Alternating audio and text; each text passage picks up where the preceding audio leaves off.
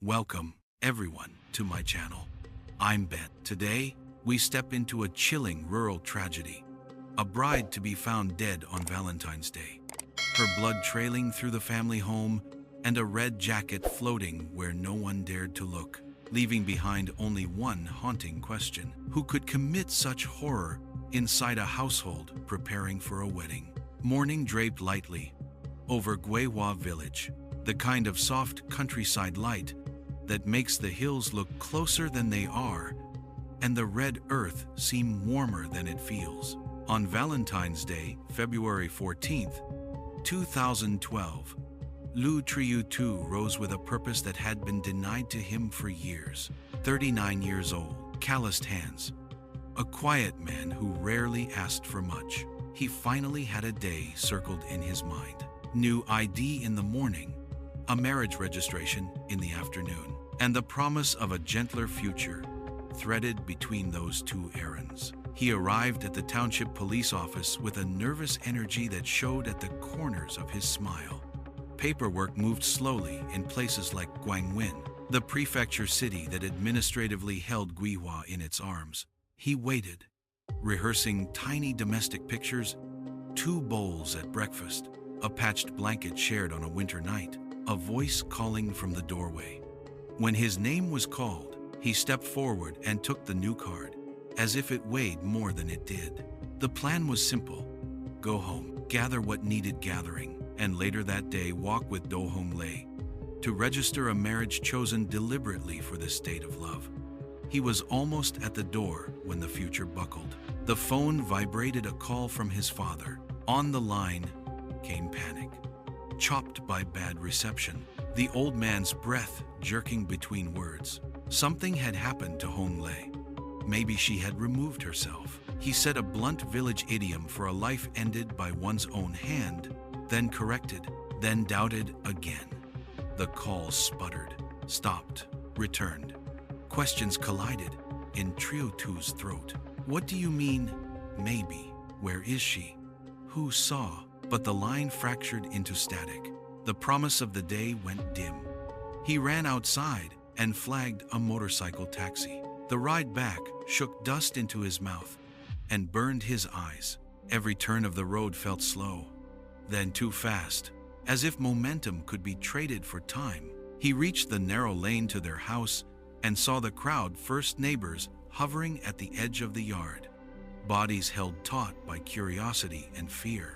At the gate stood his older brother, Lu Triu-kim, the man who had phoned for help after opening the yard and finding something wrong with the air itself. Blood does not simply lie there. It speaks in color and pattern. On the ground and up the outer wall, scattered flecks, arcs, a film already darkening. On the bamboo fence, a smear where a body had leaned. In the doorway, a heel print carried tiny red moons across the dust. Triu-kim explained in clipped phrases. The morning had begun with departures. He had taken his younger daughter to the primary school office for paperwork. Their father joined a volunteer crew to repair a mountain path. His own wife drove the cattle up to graze along the hillside. That left one person at home, Do Hong Lei, 30-something, his brother's soon-to-be wife, who had been living with them for a short, hopeful stretch. The police arrived and moved through the rooms without raising their voices. In the kitchen, in the corridor, in the yard, on the bed frame in the room shared by Triu-tu and Hong Lei blood. Not in a single pool, but in signatures of struggle. The scene ran for more than a few meters. It ran the length of a small home, the kind of space where you can hear a whisper from the door to the stove. A technician made a quick estimate. Not less than 2 liters of blood lost, roughly half a gallon, an amount that suggested a person either dying or too weak to walk far. The numbers were not medical poetry. They were cold arithmetic, delivered in a steady tone. To anchor the patterns to a person, they collected long strands of hair from the couple's room and ran a comparison. The blood belonged to Do Hong Lei. That settled one terror and opened another. Where was she? Outside. The air held that rural quiet, that absorbs the unusual rather than echoing it. Guihua sat at the end of the village path, practically at the mountain's knee, and the nearest neighbor's house was more than 20 meters away, about 65 feet. A distance that swallows cries, especially when chores pull people in the opposite direction. No one had heard anything. No one had seen a visitor. The search widened in a practiced loop. Bedroom to kitchen to yard, perimeter to lane, the chicken run, the steps at the back, the bamboo thickets that blurred sightlines behind the house. Blood told the route better than footprints did.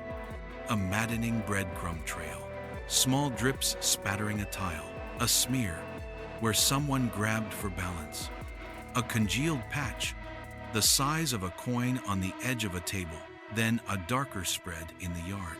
At the bamboo fence behind the chicken coop, a heavy streak suggested a body had rested there, or been forced to rest there before being dragged. The drag marks drew toward the back steps, and there on the concrete treads lay thin rivulets that had dried in thread-like lines, as if a face had lingered sideways for a breath or two. Then, suddenly, the trail stopped. Investigators paused at the thicket, where sightlines ended.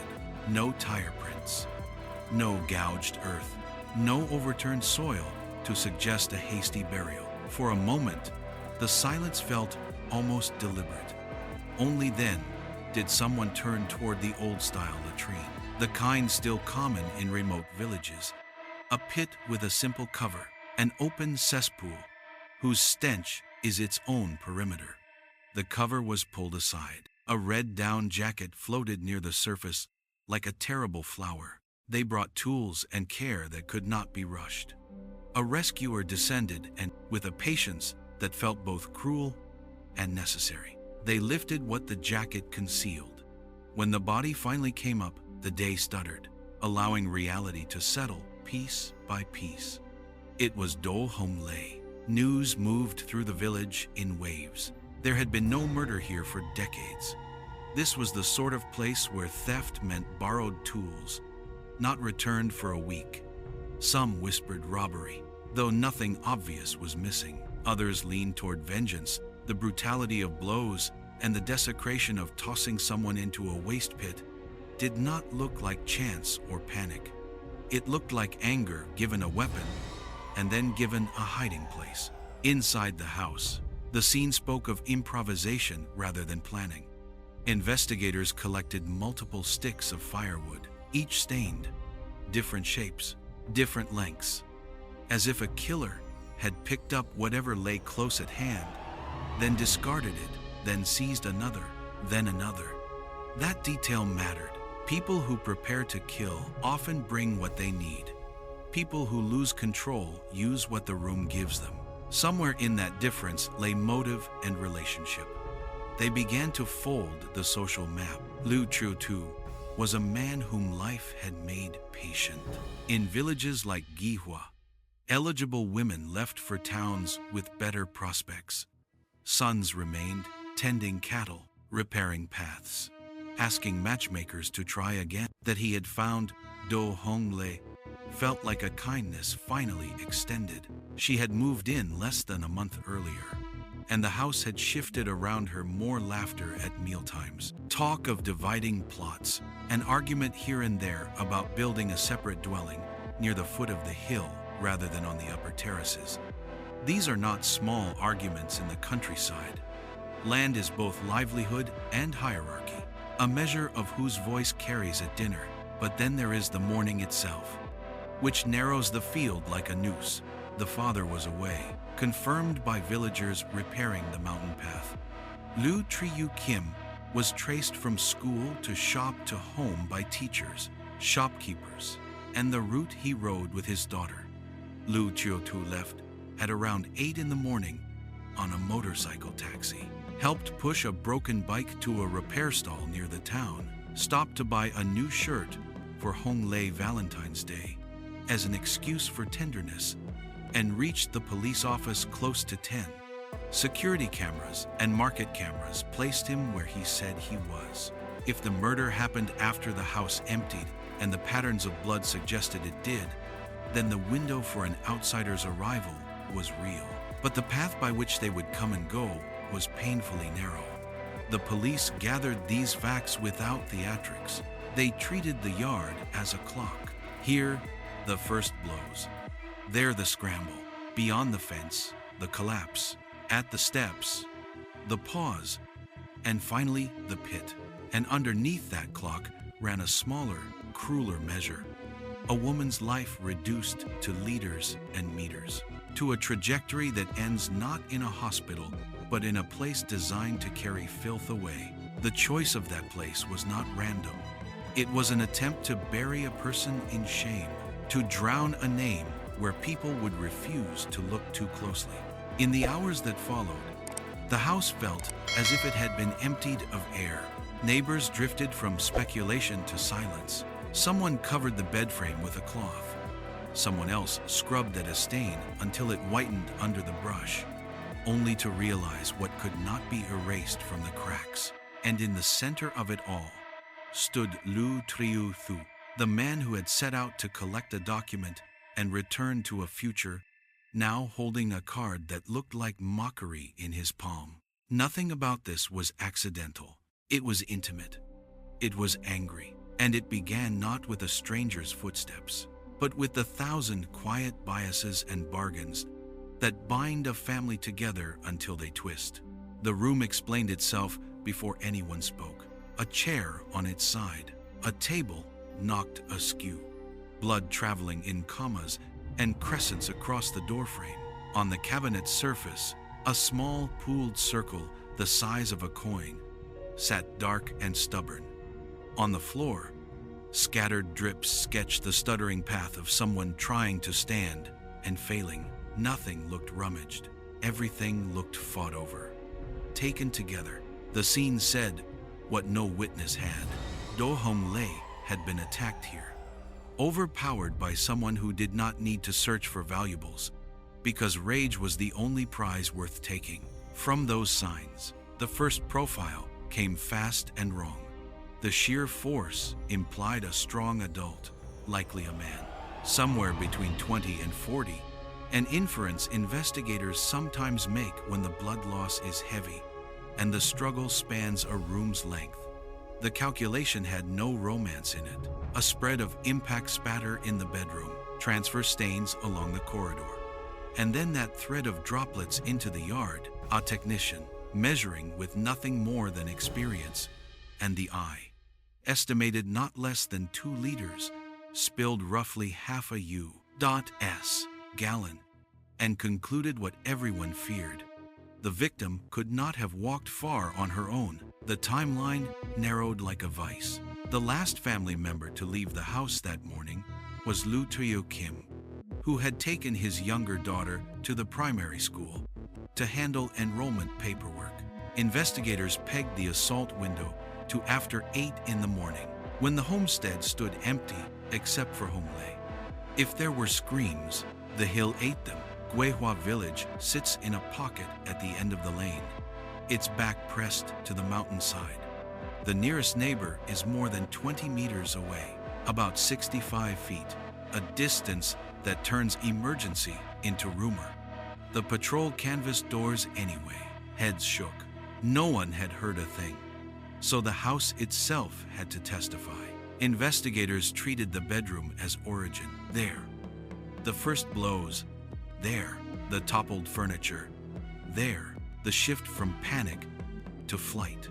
Hong Lei ran. The blood drops across the corridor were neat at first, then wild. Out in the yard, the pattern thickened and smeared, a sign of knees or palms hitting ground. When she reached the chicken coop behind the house, her body left a heavy, sliding mark along the bamboo fence, a place where someone too lightheaded to stand tried to borrow strength from a wall that could not give it. From that point, a drag trace led toward the back steps, then up the concrete treads, where thin runnels dried in threads, as if a face had rested sideways against the edge, long enough for gravity to etch a line. Then, at the bamboo thickets that blot out any sightline from the outside path, the trail ended abruptly, Two possibilities. Either a vehicle waited beyond the screen of green, or the body had been hidden very near. No tire tracks cut the dirt. No soil looked freshly turned. This was the part of rural life that outsiders rarely know. The old open-pit latrine, a waist-high frame over a cesspool, common in remote hamlets where plumbing budgets stop at the well.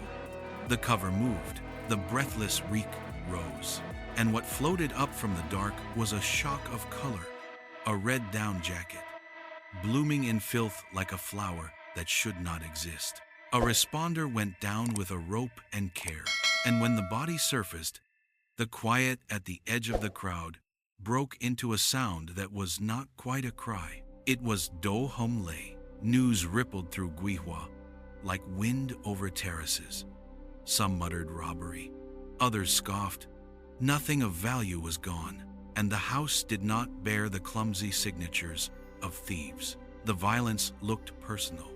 The disposal looked punitive. In many places, throwing a body into human waste is meant to do more than hide it. It is meant to stain the memory, to make the living hesitate before speaking the dead woman's name. In that grim calculus, shame becomes a second weapon. Inside, the technicians counted firewood sticks, not one, but several, each carrying its own map of blood. That detail mattered. A killer who brings a weapon arrives with intention. A killer who uses what the room offers arrives with appetite and loses control. The chaos: one stick near the stove for stirring coals, another half split in the yard, another propped at the chicken fence, spoke to a chase, to blows struck, dropped, replaced, and struck again. It spoke to someone who knew the layout well enough to reach for exactly what lay within arm's length. And yet, in that first rush of assumptions, the target's silhouette wearing a man's outline began to fade. The facts tightened around the family routine. The father was verifiably on the mountain roadwork crew. The older brother's mourning was stitched to the minute by a teacher and a shopkeeper. Trio Tu himself, the fiancé, traced on cameras from market to police office, with a tender detour to buy a new red shirt as a Valentine's token. The house had been emptied by chores, not by design. And the killer, if that person did not come from afar, had watched the house long enough to know when it would be alone. The autopsy's early notes were clinical and devastating. Blunt force trauma to the scalp, lacerations deep enough to reveal bone, and, in the lungs and stomach, contaminated fluid from the pit. That last finding said what no one wanted to hear. She was still alive when she went under. Death had come by drowning in waste. Between the blows and the disposal, there was time for decision. Between decision and act, there was intention sharpened by hatred. By late afternoon, the case wore two faces. The first was procedural. Eliminate robbery. Anchor the assault window to the morning. Map the blood into a route. And log every alibi. The second face, the one that opponents of intuition call speculative, stared at the house as a closed ecosystem, resentments, loyalties, the quiet politics of land. In villages like this, land is not only food, it is hierarchy, a plan to split plots differently, to build a new dwelling near the foot of the hill rather than up on the terraces, can unmake decades of unspoken agreements. The story of a woman who had moved in fewer than 20 days earlier and quickly become the center of debate about who lives where and who inherits what. That is not the kind of story outsiders hear, but it is the kind that turns a home into a fuse.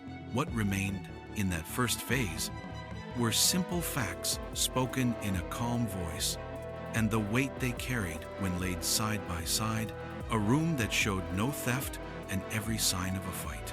A trail that ended at a pit no one wants to approach. Multiple makeshift weapons drawn from the life of the house itself.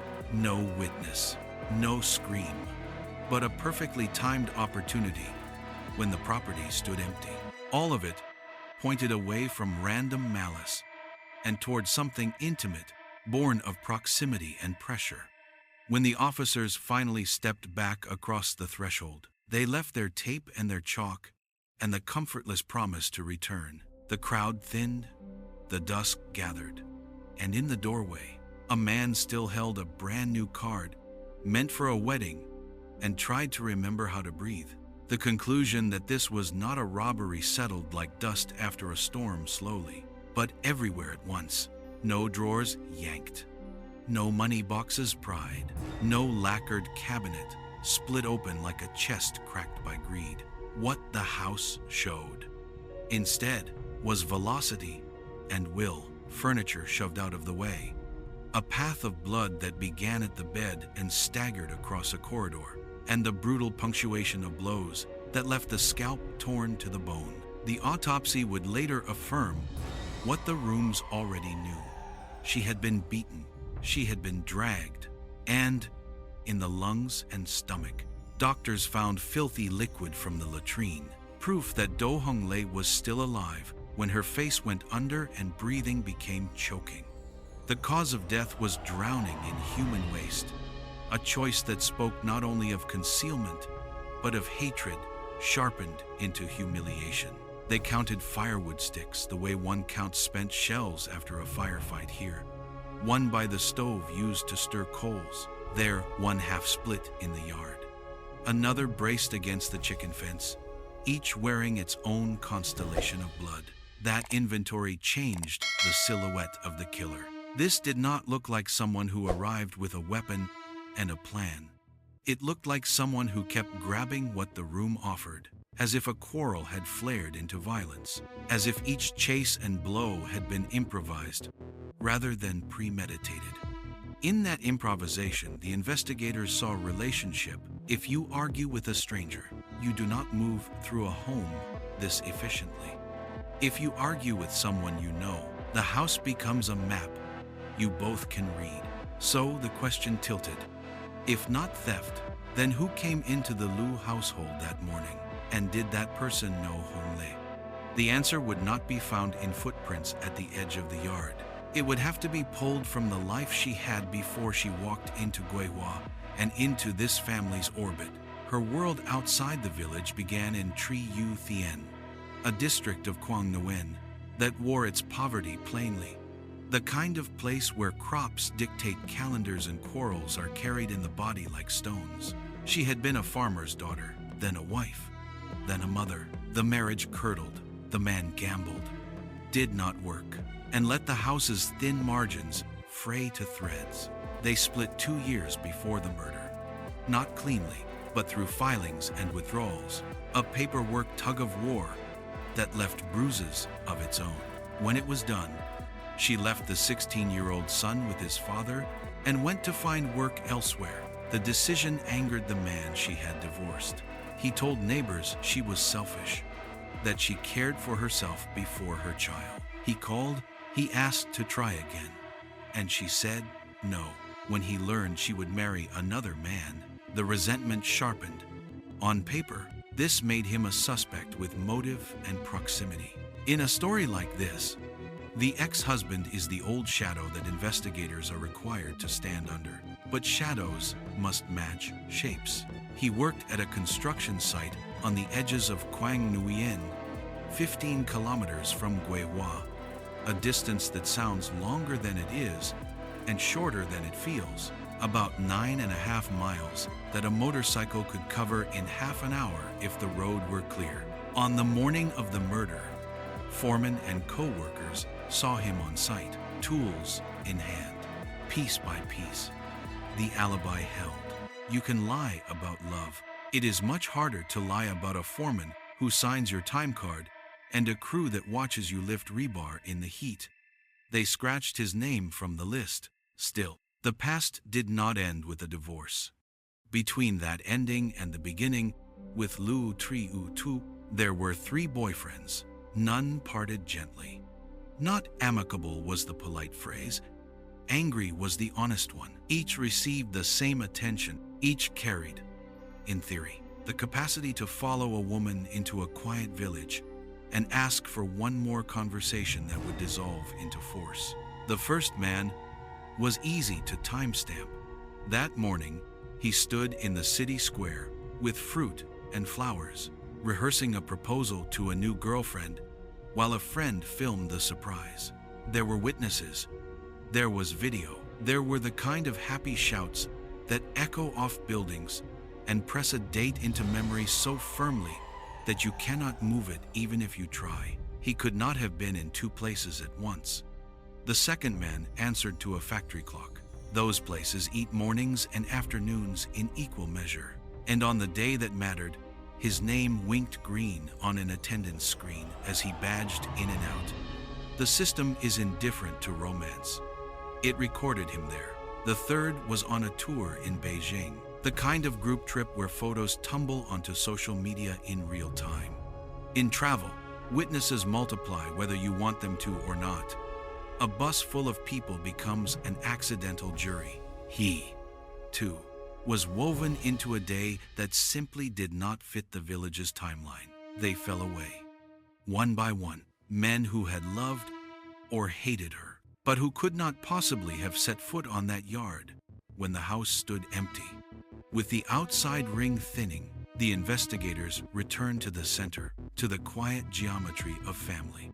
They drew the chart that everyone in Guihua could sketch by heart. Liu, Mok, Bang, the father, gray and worn, lungs that wheezed in winter. Lu Triu Kim, the elder son. Lu Triu Tu, the younger, the man who had finally found someone to share a roof. And Li Than Hoa, the elder son's wife, who had played matchmaker for Hong Lei and brought her into the house with a smile people described as genuine. On paper, it still looked perverse to point inward. Why would the person who introduced the bride to be also destroy her? But paper is not where resentment lives. Before the focus cleaved fully to the household, the forensics team read the little injuries that never make headlines. On Li Than Hoa's hands lay scratches curved in arcs that matched fingernails, the kind that tell you a fight was equal parts strike and grasp. She told the police she had been dragged by a cow that morning while grazing on the hillside, had fallen into brush, had scraped her skin on thorns. In the countryside, that excuse fits 1,000 days. It did not fit this one. Doctors looked closer. The wounds curved in ways thorns do not. They sat where an opponent's hands would land. On the palm, 4 tiny punctures suggested splinters from rough firewood, exactly the kind scattered, blood-marked, through the rooms and yard. If the killer had not come with a weapon, if the killer had used sticks, grabbed on the run, then a palm could tell a story, a mouth would not. Evidence respects no one's self-image. Up on the slope, in a thicket, about 500 meters from the Liu home, roughly a third of a mile, searchers found a white sweater thrown into a woven carrier and left among the brush. Blood stained the fabric. Later tests would say the blood was Hong Lei's. On the sweater itself, Li Than Hoa's DNA sat like a signature she had not meant to sign. The family recognized the garment. They had seen her wear it. With that discovery, rumor hardened into suspicion, sturdy enough to bear weight. But before anyone could say the word arrest with confidence, the detectives stepped back to the beginning, to motive, to the way small things widen into canyons. Land was the fulcrum. In cities, people measure closeness by minutes. Here, they measure it by meters of soil and who is allowed to plant where. Do Hong Lei wanted a fair split, not of harvested grain, but of footing ground, on which to build a separate dwelling near the foot of the hill, rather than up on the terraces that the elder branch of the family had long claimed. The elder daughter-in-law, Li Than Hoa, held to the older bargain.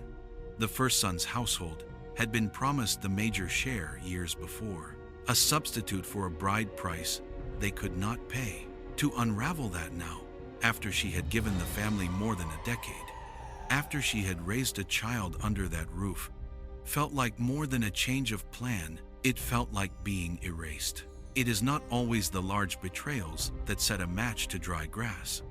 Often it is the small arithmetic of daily life, who is deferred to at dinner, whose request becomes a command, who must yield when a new voice asks to be heard. In that arithmetic, the newcomer's advantage, backed by a father eager to see a late marriage happen, became a proof Li Tanhua read as condemnation. Grievance is quiet like that, a tide that pulls at ankles until the ground gives way. When both women were alone, a conversation could tilt easily from policy to insult. When the first blow fell, it did not fall from nowhere. It fell from weeks of being asked to make room in a life that already felt too narrow. By the time the officers put these pieces on the table: autopsy, blood map, improvised weapons, the ruled-out men of the past, the distances that become durations, the scratches that curve like fingernails, they had a story whose center lay inside the Liu household. They did not yet have a confession, but they had momentum, and they had the kind of grief that does not raise its voice. A man holding a brand new identification card, with a wedding afternoon printed in his mind, standing in a doorway that no longer belonged to a future. And out beyond the doorway, in the village that had gone decades without a murder, rumor gave way to fear, then to something harsher, the understanding that the people most capable of ruining you are the ones who know exactly where you keep the firewood. By midday, the investigation moved like a careful hand sweeping crumbs from a table. Small motions, deliberate, leaving nothing that did not belong. First to go were the outsiders with obvious motives. 3 former boyfriends of Do Hong Lei were checked one by one, and each alibi was not only present, it was public. The first man stood in a city square that morning with fruit and flowers, practicing a proposal to a new girlfriend, while friends recorded every nervous smile. Witnesses laughed. The camera time-stamped the location, and the day fixed itself in proof that could not be bent to fit a murder in a distant village. The second clocked a full shift at a factory where attendance systems do not care about heartbreak. He badged in and out, and the machine said so. The third was touring Beijing with a group, the kind of trip where photographs bloom across social media as they are taken. A bus full of fellow travelers became an accidental jury, and their posts made him incompatible with the village's timeline, piece by piece. The X's fell away until there were none left to suspect. With that ring cleared, detectives asked a different question. If no one attacked Hong Lei over her past, could someone have attacked her because of him?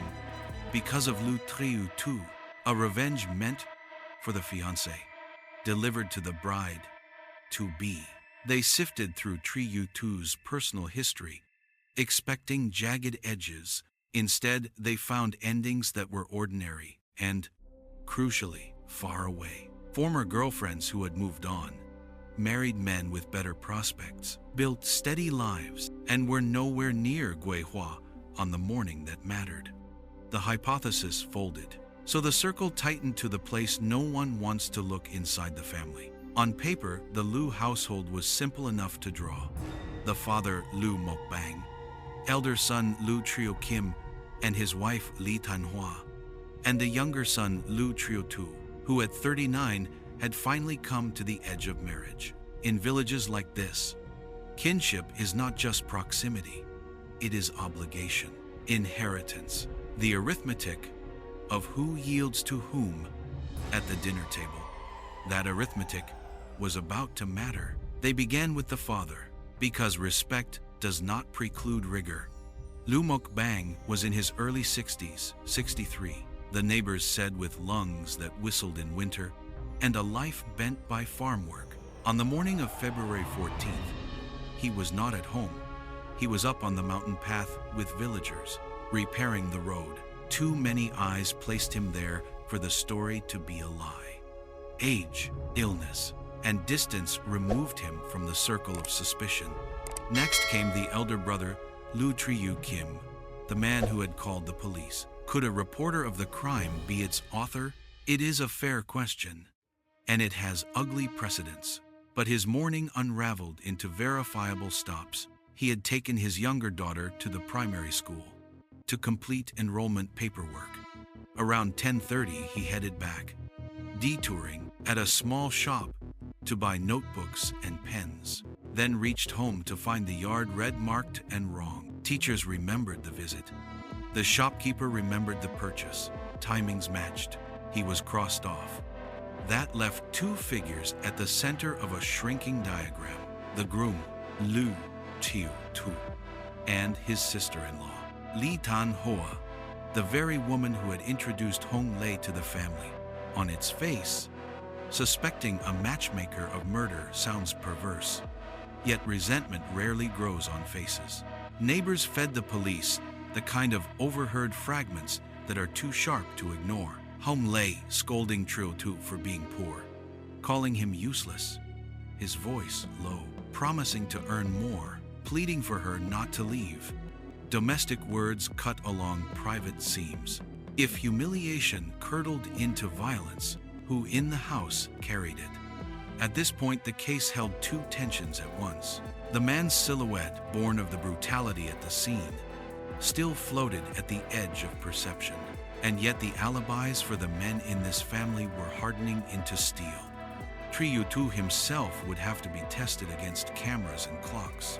But the preliminary picture made it less and less likely that the killer was some young outsider. The killer, the evidence implied, moved through the home with a familiarity that felt like ownership. Quietly, detectives widened their attention to the sister-in-law. Motive, if it existed, would not look like a stranger's rage. It would look like household politics. In rural Sichuan, as in many parts of the countryside, land is rank a ledger of who gets which plot, who may build near the foot of the hill instead of up on the terraces, and how old promises stand in for a bride price when money is thin. A newcomer asking for a redivision of the ground beneath everyone's feet can turn hospitality into a referendum on status. And if the older daughter-in-law had once accepted more land in lieu of more cash when she married in, any talk of changing that split years later would not feel like negotiation. It would feel like erasure. But families are not solved by theory alone. The detective stepped back from conjecture toward things that could be touched. Where had Li Tan-hoa been that morning? Why had she missed multiple calls from her husband while grazing cattle? Why, when interviewed near noon, were her clothes neat and fresh if the morning had been spent in the dirt? She explained the scrapes on her face and hands as the work of a stubborn cow and thorny brush. In the countryside, it is the kind of explanation that works on 100 ordinary days. This, the police felt, was not an ordinary day. Forensically, two details began to matter. First, the shape of the scratches, curving arcs that looked less like bramble and more like fingernails. Second, the palms of her hands, 4 tiny punctures that looked very much like splinters from rough-cut firewood, the same kind of sticks collected from the kitchen, the yard, and the chicken fence, each stained with the victim's blood. A person who grabs such wood in a struggle will carry its teeth in the skin. A person who tells a lie about brambles will not. The science did not accuse her by name, but it stopped believing her story.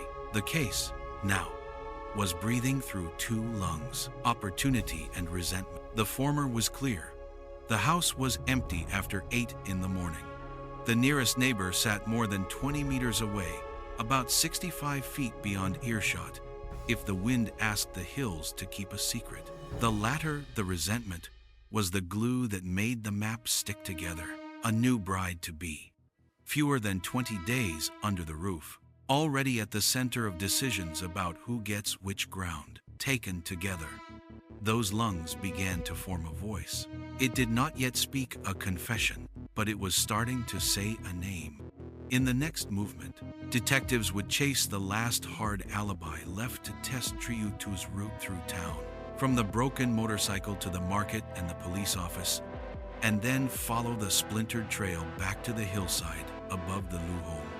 where a white sweater waited in a woven carrier, like a message from someone who thought the brush could keep a secret. For now, the village could only hold its breath and watch the circle close. At first glance, Lu Triotu looked like the easiest person to blame. A man of 39, mocked by a fiancé for being poor.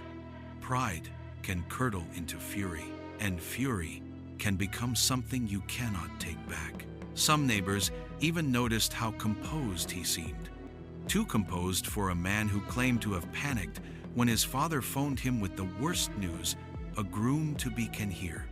He answered police questions calmly, sometimes with the ghost of a smile. Suspicion is hungry for mismatched emotions.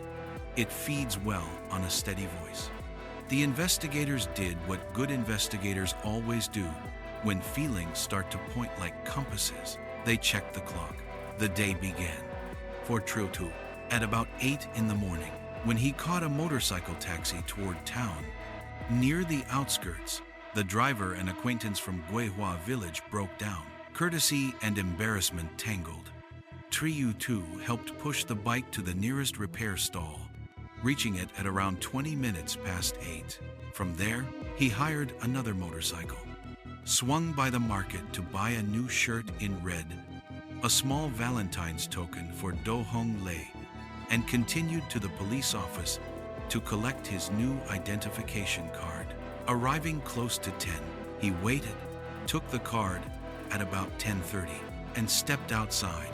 That was when his father's call landed like a blow. He immediately found another ride and rushed home, reaching the village a little after 11. Each stretch a lane, a market aisle, an office doorway was caught by cameras that do not care who looks guilty or who looks sad. The timestamps sang in unison. He could not have slipped back to Guihua, committed a murder, and returned to town without the cameras noticing. His alibi held. The police struck his name from the list. If not the groom, then who? The circle tightened toward the person the heart refuses to name, Li Tanho, the elder brother's wife, the very woman who had brought Hong Lei into the family with a matchmaker's smile. On paper, that choice of suspect still looked perverse. Why would the introducer become the destroyer? But paper cannot hear a phone fail to ring. The telecommunication records said Lu Triu Kim had called his wife several times that morning while taking their younger daughter to the primary school for enrollment paperwork. Every call became a missed call. No answer, no call back. Questioned near midday, Li Thanhua offered a rural explanation that would fit on 100 harmless days. She had left the phone on a flat rock along the hillside, forgotten it while driving the cattle higher to graze, and only remembered it when coming down near noon. The officers nodded until the details misbehaved. For a family as cash-thin as the Lu, a mobile phone is not just an object. It is a tool paid for in hours of labor. People do not forget their tools for half a day. And when Li Thanhoa appeared to speak with the police, her clothes were fresh and tidy. Odd for someone who, by her own account, had spent the morning on the slope with mud and animal temper. She explained that she had changed because the cow, mean as neighbors often said it could be, had dragged her into brush and dirtied what she wore. The scrapes on her face and hands, she added, came from thorns when she fell. In the countryside, this is plausible enough to pass until the day isn't ordinary anymore. Forensics asked to look closer. Scratches tell stories. Bramble scratches draw straight or jagged. Fingernails in the urgency of a fight. Carve curved arcs on Li Thanho's skin. Doctors found the arcs semi-moons that matched the radius of human nails. In the palms, they found 4 tiny punctures, like splinters pressed in by rough-cut firewood, inside the Lu home and yard. The technicians had collected multiple sticks of firewood, bearing the victim's blood. A person who grasps such wood in a struggle carries its teeth afterward. A person pushed into thorns carries a different map. Science did not shout. but it stopped believing her. One more disappointment waited in the body itself. Even if Honglei had clawed her attacker, there would be no retrieving the attacker's DNA from under her nails. The hours her body spent submerged in the open cesspit, a common rural latrine in remote hamlets, had washed and degraded what might have been there. The killer had chosen a hiding place that also erased evidence. Shame as a second weapon, water as a third. The hillside offered what the nails could not. Searchers working the brush behind the Lu home, at a distance of about 500 meters, roughly 1/3 of a mile, found a white sweater crumpled inside a woven carrier and tossed deep into the thicket. Blood stained the fabric. Later tests said the blood was Do Honglei's. On the sweater, the lab found Li Thanhua's DNA, a signature without ink. The family recognized the garment at once. They had seen Li Thanhua wear it. Evidence has a way of changing grammar from could and might to did. The discovery landed like a verdict, not yet spoken aloud. People who live far from cities learn to survive on explanations. Cows are temperamental. Phones get forgotten. Thorns scratch. Those explanations, stacked together, had seemed enough to make the morning pass without comment. Now, placed against the curve of a scratch and the tooth marks of wood and a sweater sleeping in the brush, they began to look like the scaffolding for a lie. The kind of lie you build quickly, believing the village will be too polite to press a woman who speaks softly. Around the household table, a different arithmetic had been quietly at work for weeks. A late marriage meant Triutu would finally have a partner. A new woman in the house fewer than 20 days under the roof meant rooms and land would be discussed again. Who would stay on the terraces higher up the slope? Who would build near the foot of the hill? Which plots counted as substitutes for an old bride price when money had been short? In the countryside, land is not only livelihood, it is rank, a ledger of respect. Ask to redraw the ledger, and you are not just asking for space, you are asking for status. A smile can sour quickly under that pressure. When the officers looked back over the morning, something else began to align. Opportunity had opened wide after 8 in the morning. When the father went to help repair the mountain path, the elder brother took his daughter to school, and Trutu rode to town. The nearest neighbor stood more than 20 meters away, about 65 feet, and the wind had eaten whatever cry might have risen. Resentment, they now understood, did not need a stranger's arrival. It needed an empty house and a quarrel that had been rehearsed in the heart too many times.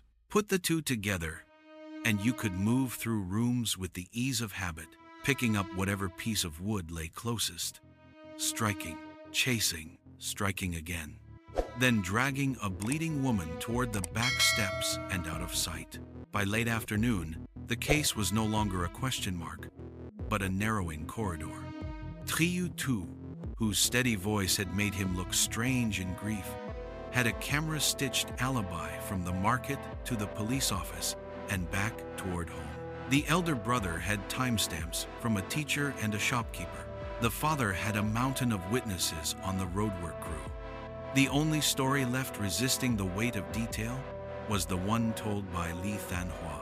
And even that story, when placed beside the sweater and the scratches and the splinters, seemed less like memory and more like invention. The village heard the news of the sweater before the official summary reached them.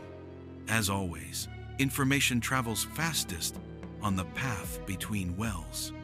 Shock moved through the Lu household first. To suspect a stranger is one thing. To suspect the person who opened the door for the bride-to-be is something colder. In a place that had gone decades without a murder, this was more than a crime. It was a rupture in the rules that hold people together when money is thin and winter is long. And if the rules could rupture here, in this house, then what did anyone's kindness mean? Who? Neighbors wondered. Would they become when the land under their feet was argued over again? The officers did not answer those questions. They built a case out of touchable things: video frames, call logs, medical observations, and a white sweater that made denial sound foolish. The next step would not be taken by guesses or grief.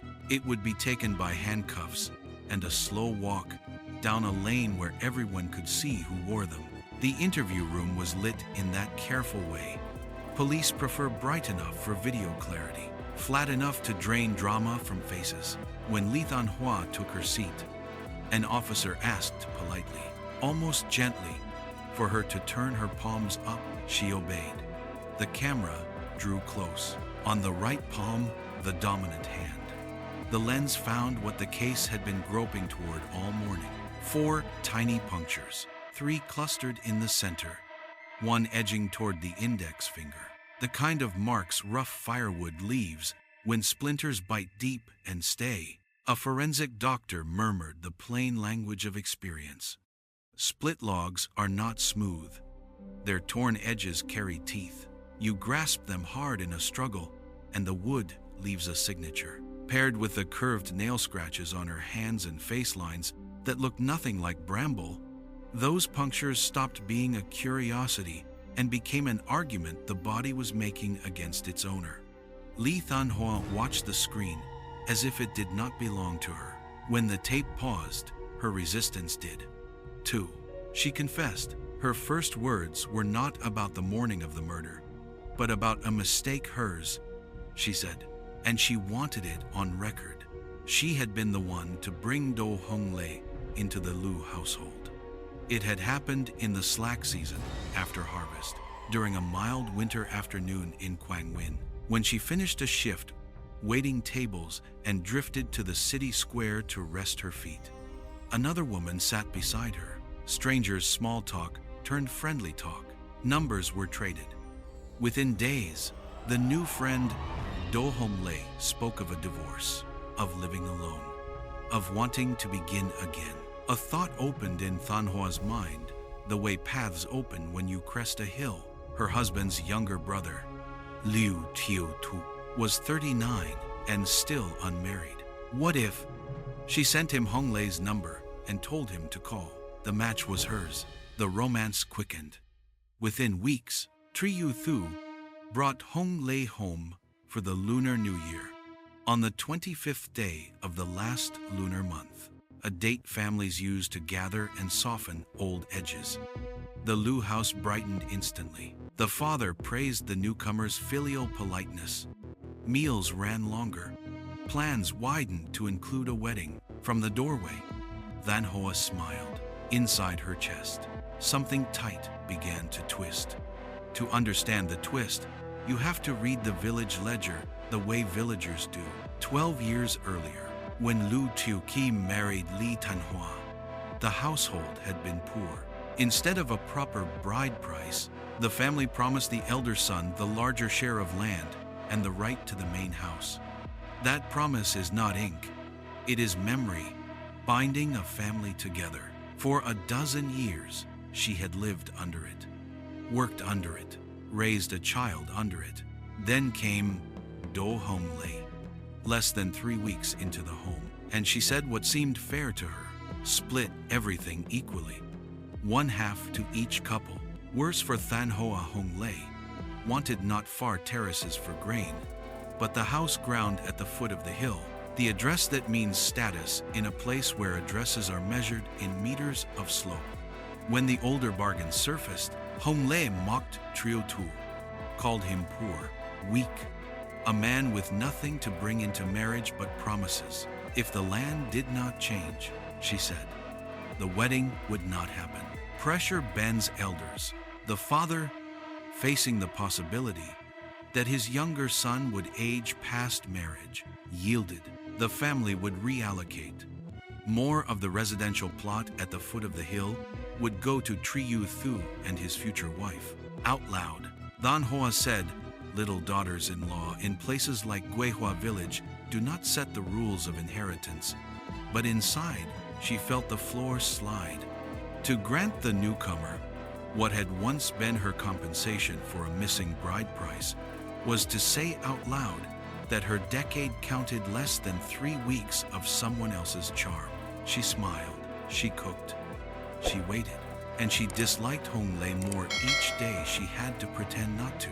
Then came Valentine's Day, February 14th, 2012. The house emptied after 8 in the morning. Father up the mountain path to help repair the road.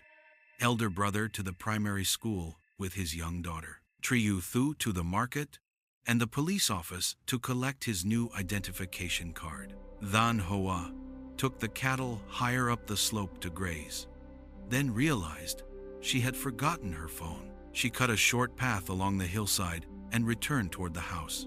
At the doorway to the couple's room, Hong Lei called to her documents, land division. One more push before the afternoon's marriage registration. Tan Hoa tells it plainly. I refused. Voices rose. Old insults surfaced like stones after rain. A shove turned into a strike. Tan Hoa reached for wood because wood was there. What followed blows. A chase through the corridor and yard. Blood on bamboo had already been mapped by technicians who never once raised their voices. She said the words that fit the map. I killed her. The interrogation video does not show triumph. It shows a woman trying to build a story scaffold out of familiar rural excuses. A stubborn cow dragged me. Thorns scratched me. I left my phone on a rock and forgot. On ordinary days, those sentences carry a morning safely past neighbors' gates. Placed next to 4 splinter wounds in the palm, they collapse. Placed next to the white sweater, found about 1/3 of a mile up the hill. Blood stained with the victim's DNA, and bearing Than Hoa's own. They sound like recitations taught to a mouth that hoped the village would be too polite to press. The officers did not need to contradict her. The camera had already done it.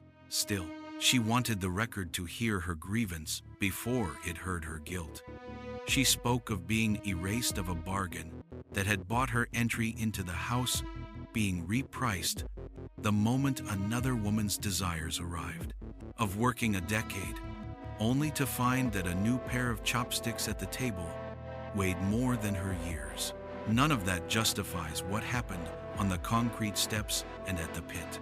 It does explain how resentment grows teeth in a place where land is rank and rank is love, measured in soil. The police let her speak until the words turned on themselves and made their own enclosure. Then they took the statement down, precise as ledger line. When the interview ended, the officers did not announce philosophy. They followed procedure. The confession would be tested against timestamps, against bloodstain patterns, against the sequence of rooms the struggle had already written. But the spine of the case no longer wobbled. The person who had opened the door for the bride-to-be had closed it on her, and in a village that had known decades without a killing. The shock was not only that a woman had died, but who had found it possible to kill her. There is a moment in every reconstruction when the story stops being a puzzle and settles into a shape that cannot be wished away. In this one, it begins as so many rural quarrels. Words slid sideways into insults. Hands raised, the room too small to hold 2 wounded prides, and then it crosses the line that ordinary days never cross. Li Than Hoa reached for what a farmhouse offers first. A length of firewood, rough, split, the edges unfinished and mean. Do Hong Lei reached for whatever the body gives when it is cornered. Fingernails, breath, the instinct to shout. From the bedroom to the yard they moved in a lurching duet, one striking with a stick, the other clawing and cursing until strength and experience parted them for good. The woman who had spent years doing fieldwork did not slow when the other faltered. Blood spread, and still the insults came, sharp as gravel. Then panic arrived with its cruel advice. Finish it. The decision that followed was not clever, only practiced by desperation. Than Hoa dragged the bleeding body toward the back, to the old latrine that doubles as a village's forbidden corner, a cesspit whose stench makes a privacy that even curiosity will not cross. She told the officers later that she chose it because rot there has its own mask, even if a body started to speak the language of decay. The pit would speak louder.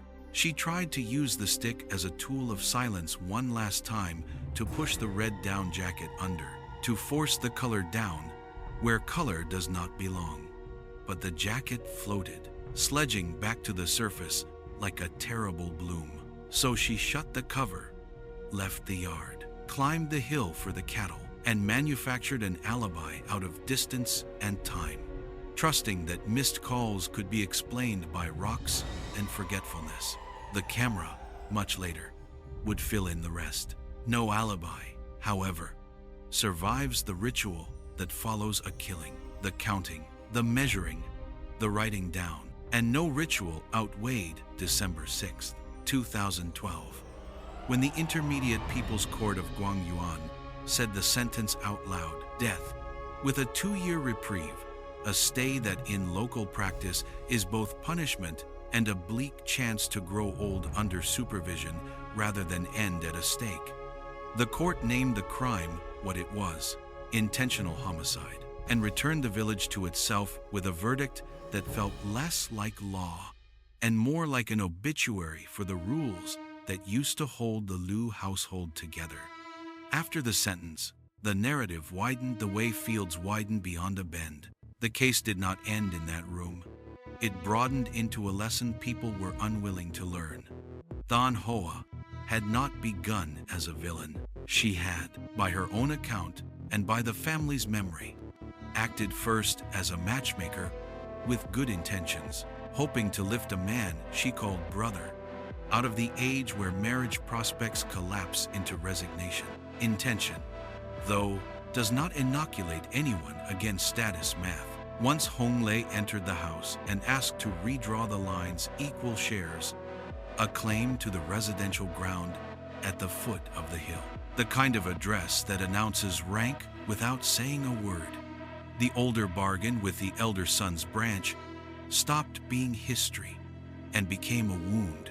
When the father tilted toward the newcomer out of fear that his younger boy would age past a wedding, the wound deepened. The lesson here is small and merciless. A promise that solves one poverty can sow another. In kitchens and lanes, people put the lesson more plainly. They said the Liu elders played favorites. They said the older daughter-in-law could not be expected to relinquish the very land that had once replaced a bride price the family could not afford. They said the new woman had been in the house fewer than 3 weeks, and already the ledger was being rewritten. In those sentences, you can hear a society's compromise with itself. Empathy for the groom-to-be, and empathy for the woman who had already given more than a decade to the house. Beneath the empathy ran the acid. How much of a decade counts compared to the glow of a new love? The village did not agree on the answer. It rarely does. From the perspective of psychology, the slope is not steep, but it is slick. No one defended the older daughter-in-law when the ground under her status started to slide. When people say a quarrel got out of hand, they often mean that there were no hands, no mediators, no elder willing to say the old promise still binds, no neighbor stepping in when words raised heat. In the silence where a fair voice should have stood, resentment learned to walk on 2 legs. Then it learned to run. The moment that detonated the house did not arrive from nowhere. It condensed from a season of humiliation, mislabeled as practicality, and injury waved off as women's business. By the time the stick came down the first time, the outcome had already been seeded. The law's language is clean. The aftermath is not. The Liu family, in trying to add 1 daughter-in-law, lost 2, 1 to a cesspit and a morgue, 1 to a prison that redefines the word home. In a village that had gone decades without murder, gossip first grew like mold and then burned away, leaving a quiet that embarrassed everyone who had once nodded along to the older bargain and then nodded along to its undoing. People who had repeated the phrase, "It is only fair," learned how quickly fairness can be shaped like a blade. The father kept walking the mountain path he had helped repair, but the road below his house felt different. It led past the pit and would always lead past the pit. Even the objects refused to play their old roles. A red jacket, meant to warm a woman through a winter on high ground, became the most visible witness against the person who tried to erase her. A length of firewood, meant to cook meals, became a voice the body carried, even after the mouth could not. The open pit latrine, meant to carry filth away, returned a name to the surface. The trial reduced these things to exhibits, and the verdict assigned them numbers. But the village's memory does not speak in numbers. It remembers colors, and the way bamboo looks when painted with something it should never touch, and the way a doorframe still shows scratches after someone has scrubbed it clean. And it remembers, too, how quickly a house can become a referendum on who belongs and on what terms. In cities, status prints itself on paper titles, salaries, lease agreements. In places like Guewa, it prints itself on soil. When that ink is smudged, the hand that reaches to correct it can do harm without realizing how far it has traveled. Call it control, call it fear, call it the loneliness of a woman who believed the ledger would always read in her favor and who, on discovering it, would not, chose to read the ledger in blood. None of those names forgive. They only describe. When the sentence was read and the papers shuffled into their folders, the officers walked out into a winter air that smelled like smoke and iron. There was no cheer. Justice, in stories like this, is only the restoration of a boundary that should never have been crossed. It cannot raise the dead. It cannot make a new bride enter the house on the afternoon that was planned. It can only remind a small place that the people most able to ruin you are the ones who share your roof, and that the line between protection and possession is thinner than a splinter that the camera can see and the guilty cannot explain away.